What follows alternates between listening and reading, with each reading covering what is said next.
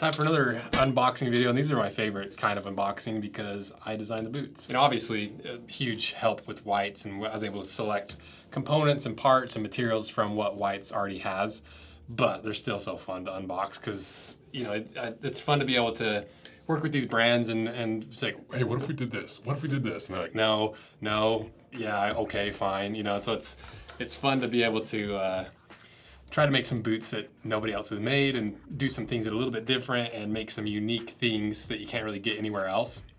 And so because of that, unboxings are the most fun. So what is this collaboration that I'm going to be unboxing? Well, this is a collaboration between myself, Rose Anvil, and White's Boots. And we've done a collaboration with them before with the Drifter 1.0 right here. In this box below is the Drifter 2. And so it's a continuation of the Drifter series. And if you don't know who Whites is, they are the trunk of the tree of all these Pacific Northwest boot making brands. They're really the ones that started it all. They're the first ones to really put their name to this style of boot construction with the really high arch, with the higher heel for loggers and firefighters.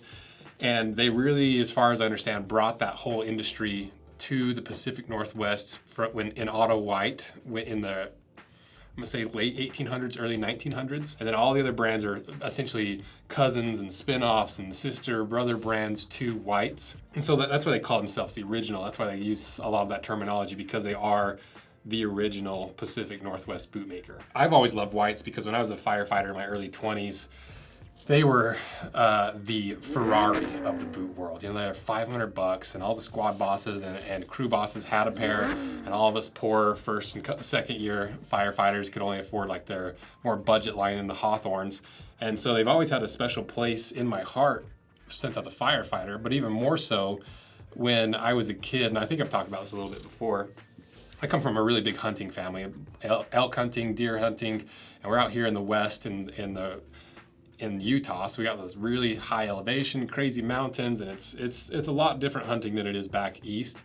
And when I was a kid, my dad and his cousin Kyle, who basically is an uncle to me, I just call my Uncle Kyle, they were going hunting all the time. Like most of my childhood vacations were spent camping and hunting because of how obsessed my family was with hunting.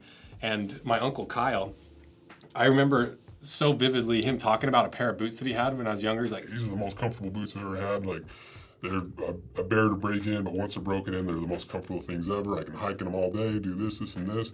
And, you know, he always talked about these Whites boots that he had, these Packer white boots. And so now even later in my life, I'm doing collaborations with them. And so it's a really fun thing for me to be able to do. So a huge shout out to Whites and to you guys for supporting these collaborations, because they're so fun to do. You know, the whole business of Rose Anvil was all centered around making stuff. The very first YouTube videos we did was all about designing things, making things, and working with my hands. It's the reason I started the business, because I love designing stuff, working with my hands, working with the highest quality natural materials, like all this stuff. And so it's just really cool to be able to work with companies that are making the absolute best product in the entire world for a specific group of people, or a hobby, or a lifestyle, or job, and just design boots with them. It's so fun. And let's go over what the Drifter is, because I've been just kind of blabbing on about Whites and all that. But what is the Drifter boot? What was the concept behind it? Well, like I said, it's a little bit of a paying homage to my Uncle Kyle, who had those Whites Packer boots in the red dog leather. And this is not a Packer boot, but I like that as like a foundation for a Packer boot, or for this boot collaboration, because I like the look of Packer boots, but they're such pointy toes and they have such high heels that they're just not the most comfortable and versatile boots to wear. And I like Western style. I like cowboy dress. I have plenty of like pearl snaps, and I have some Wranglers and some like high-waisted jeans I love wearing with more Western style stuff. But I still, even though I'm from a small town, raised on a farm, you know, was all growing up, worked with cows and moved sprinkler pipes in the field, I still feel a little bit silly in cowboy boots, you know, for whatever reason. And I'm not saying anybody else should feel a little bit silly in them, but maybe it's just because I live in like downtown Salt Lake. And so I wanted to make a boot that was Western inspired and was clearly a Western boot, but not so Western. It was like, oh, look, that guy's wearing a cowboy outfit. Like I wanted it to be a boot that you could wear with like a workwear outfit, and you look like you're wearing workwear. You could dress them up and take them out on a date. You could wear them working on the farm. You could wear them riding horses. You could wear them dressed up like a cowboy, and you'd look perfectly in place. And I just wanted to make a Western-inspired boot that was ultra versatile, super comfortable, and dependable in literally any situation. You know, there's boots out there that are better for more general purpose and stuff, but I think we nailed that combination of like a Western-inspired, versatile boot. Because this first boot that we did it out of the Red Dog leather, which to me, for whatever reason, red, and maybe it's just because of Red Dead Redemption, I associate red with kind of like the good guy. Maybe it's just because, you know, deserts are red, southern Utah is kind of red, but for whatever reason, I just associate red tones with cowboys and like the good guys in the movie, you know? And so we did it out of the Red Dog leather. This Red Dog leather is tough leather. It takes a while to break in. Seidel tans it, so it's some of the toughest leather in the entire world. And I love the way it patinas, and how you can see here on the toe how I've, through wearing this and kicking around in rocks and hunting and hiking around and riding horses or whatever, you can see I've worn off that top layer of stain on top of the leather, that really dark red, and you're starting to see that more orangey core popping through because I've worn off that top layer. And so you get this really cool two-toning effect as they wear in. And you can also keep them very pristine. I have a pair that we cut in half that I really tried to baby because I didn't want to like beat them all up before we cut them in half, and they look brand new-ish. You know, they're not as worn as these. And I wanted to do them 10 inches high because I wanted like that more tall cowboy boot style. I wanted them to be able to, if you're riding a horse, your legs aren't going to be exposed because it's just a 6-inch boot. I wanted that protection of the 8-inch or the 10-inch. I want the stability. I just like the general look of it because I felt like if it was a 8-inch boot with this high of a heel, it would look a little unbalanced. So I wanted that height to be able to do that. Toasty, hey bud. The other reason I like that height is because it allows us to have a little bit of extra room for our pocket kit. Shameless plug of our own products, but I do love these. I think it's so fun to put these on boots because you can see here, you see this little stitch line. That's for this internal card pocket that I was shocked at how nice it is to have on your boot. Because, you know, you go to the bar or you go, you know, wherever, instead of carrying your wallet with you, and you don't, or like a movie or anywhere you don't want to carry your wallet, you just stuff your ID and your credit card right there, and you never have to worry about it. It doesn't slip out. You don't really feel it because it's a 10-inch boot, so it's above any flex points. And like, if I ever start to feel anything, I just lay some one eyelet below, and it leaves plenty of room. On this side, you can see we've got the boot pocket kit with the longer one that fits my little Kershaw knife. And then for other features, you know, I liked the taller heel. I didn't want the logger heel where it kind of scoops out. I wanted a very straight, like Western-inspired heel. We raised the heel just a little bit to give it a little bit more of a stance, you know. And plus, it makes you taller and all get out. Like probably gives you a 2-inch lift. Who couldn't use an extra 2 inches in their life, especially when it comes to the height? And then we went with like a more subtle outsole, which is the typical like top lift at the heel, but a mini lug. So you still get some grip, and you can actually hike in these, and you can get some decent grip out of these. They're far from a dedicated hiking boot, but like I wanted that outsole, so it wasn't just a flat sole that you couldn't do anything in. Like this will still fit in your stirrups just fine without getting snagged. It'll still walk just fine. It looks like a more dressier boot, more cowboy-inspired boot. And all this stuff is basically echoed in the boot that we're gonna unbox. I think this is one of White's most underappreciated lasts, because this last is their 4811 last, which is their main last for their smoke jumper boots, and I think generally their firefighting boots. But for their more casual boots, it seems like they hardly use it for their boot line. And I think part of the reason is it's just not the most aesthetically pleasing last to some people. A lot of people like that almond-shaped, pointy toe shape.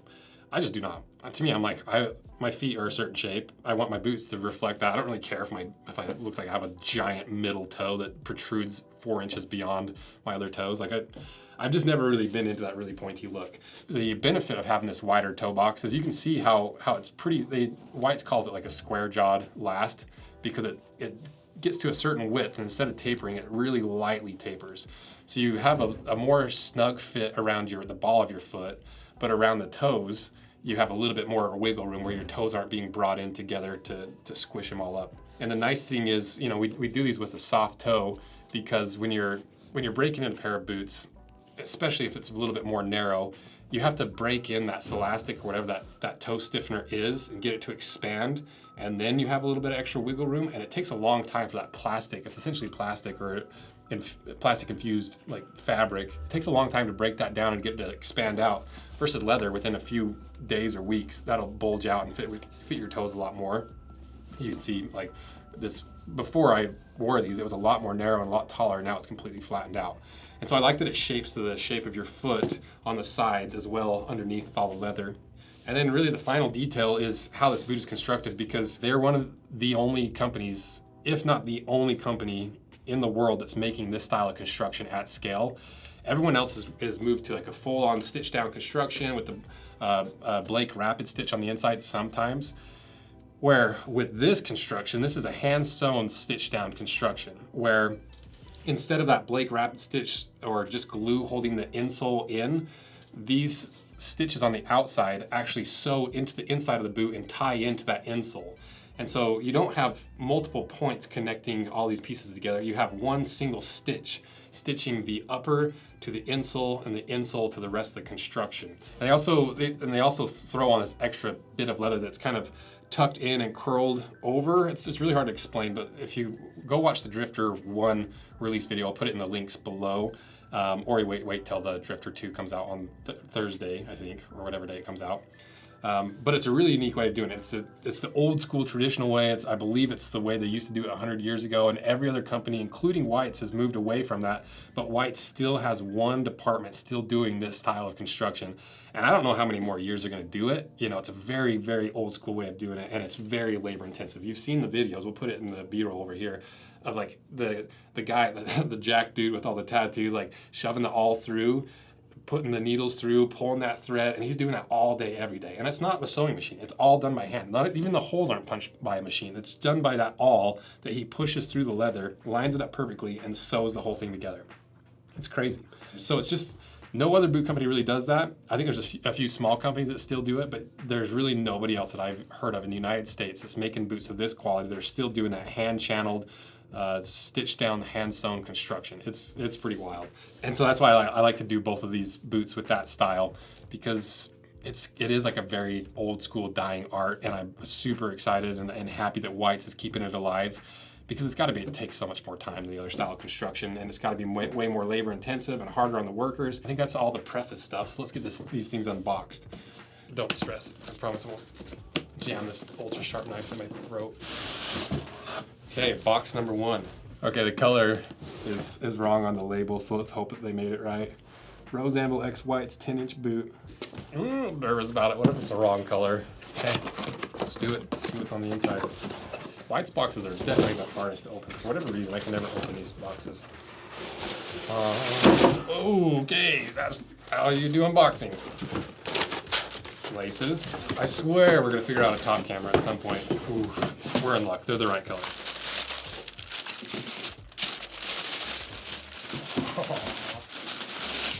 Yes. Ooh, I was nervous. I thought maybe they sent me the wrong color. Look at these. Very different, but very similar. So you have the Red Dog drifters from the Drifter 1. This time, I wanted to do the Black Hat drifters. I wanted them to be like the bad guy boots, you know, because to me, red, like I was saying, means like the good guy, and they usually you call it like the white hat, the good guy. These are the black hats. These are, you know, what the guy in Westworld would have worn, the big scary guy that everyone loves. The villain boots, they're blacked out everywhere that you can black a pair of boots out, except for one really cool element, which is right here on the pull tab. The one tab you need to put these boots on, I wanted to keep it a brighter pop of color, so we did the British Tan double shot, because everything else is black. Your eyelets are black, the stitching on the sole is black, the sole color is black, the leather's black, the tongue is black. The upper stitching's black. Everything on this boot is black except for that little pull tab. You know, that's inspired from the Tom Sachs GPS shoes, where he did a very similar thing. Because I just like that utilitarian aspect of it. I like that function first design theory.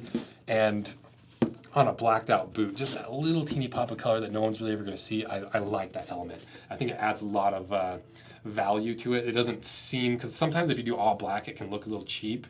But the way I wanted to get around that was with this intentional pop of color and the leather that we chose.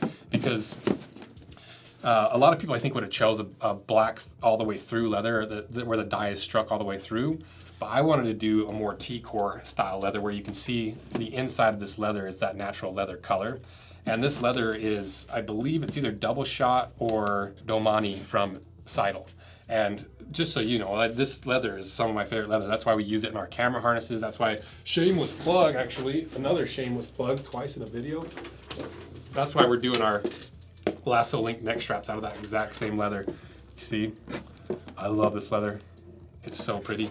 And the beauty of why people like this T-core leather is as you wear these and as you beat them up, that top layer of color, just like with these Red Dog drifters, it starts to wear off. So you get this really cool depth of color and contrast, and the really high wear areas, you get some of this lighter color popping through, and then it kind of gradiates down and changes colors as you wear. It's fun. I like cause to me, I like my boots to look like they're worn. I like evidence that they're worn.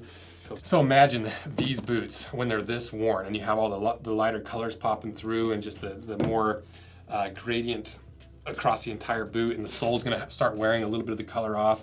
And the beauty of it is you can re-dye them, you can shine it, you can put pigment back into it if you want them to stay completely black, or you can let them age naturally and just beat the crap out of them until they really become this two-tony, really unique contrasted color. So the other details is you'll be sent with these boots a pair of the 10-inch rose Anvil kilties instead of these like little shorties. You also get White's sending them with some black laces, which is super cool, and the regular laces. And you also get that black boot pocket kit made out of this exact same leather because we stock it here for our products. And so you'll get all that stuff so you can retrofit this exactly how you want, set it up how you want.